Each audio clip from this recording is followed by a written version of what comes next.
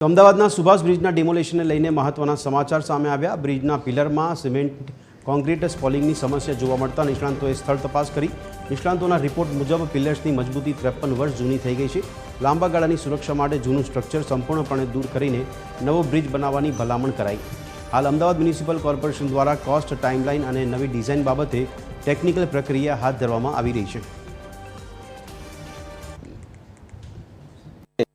કે આ જે પિયર્સનું જે સ્ટ્રેન્થ છે એ સ્ટ્રેન્થ લગભગ 53 વર્ષનું થવા આવ્યું છે।